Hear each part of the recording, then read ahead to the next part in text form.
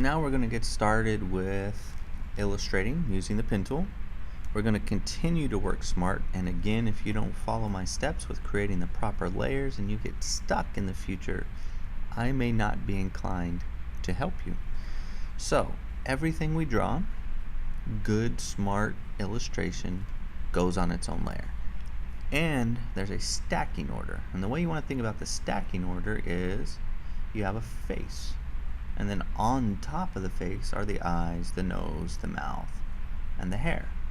So everything else goes essentially on top of the face, so that's the first layer we start with. We do a new layer, we rename it, always naming your layers. I'm going to look for that. Plus, if you're learning, you might as well learn how to do it the right way. This is the right way. You go and get an internship, you go do an entry-level job, you go and work with somebody that's a designer, and you're naming your layers, and you're showing you're being organized. They're going to notice that in the first 5 minutes. It's really important. We also keep everything else locked, right? We never have our other layers unlocked, only the one we're working on at the moment. So face layer's highlighted, it's visible, and it's unlocked. I'm going to take the pen tool, P for pen tool. We do not want to fill as we're tracing, but we do want to stroke. And you may want to bump it up, 2 or 3 or something like that so you can see it. I'm going to turn off the shadows and highlights also, and I'm going to trace off the original reference photo. Here's a key thing to know.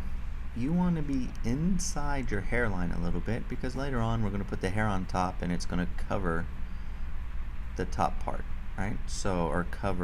We don't want to try to, let me see how I can explain this. You don't want to pen tool the face and then try to match the pen tool with the hair. That's almost impossible. So we pen tool the face inside the hairline, and later the hairline will cover up that top part. It'll make sense, you'll see as we kind of go along. So I'm up here, I'm starting inside, right? Inside the hairline, something like that. And I'm going to start going down. So clicking and dragging, just like we learned with the pen tool. This is the direction I'm going, and I'm just going to start pen tooling Mrs. Hayes's face, right? So you want to try to get it as precise as possible. Doesn't have to be exact, but like there, I messed up. I need to get right about there, right around that bend. And again, I need to maybe come up a little bit higher, just because she has a unique kind of bend there. And then I'm going to hold Option. Instead of pointing in, I want it kind of pointing out that way before it changes directions again, something like that. I'm going to come around the chin area like that. That one's starting to get kind of long. Option to bring it back in. Come up right there, get the fold of the face. You're going to go right up to the ear point like that.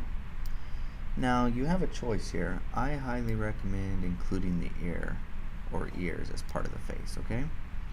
So as I'm coming along, I'm including the ear as part of the face. You can do it the other way, but I've found most people tend to do it this way. And again, doesn't have to be 100% accurate, but try to get it as close as possible using your Option key, changing directions, and then again, this one I'm probably going to go more straight up, and I'm going to come inside the hairline. I do not have to be as accurate here. Hair is going to cover up later. I'm going to hold Option as I click on my last point, and then just drag up into the hairline like that.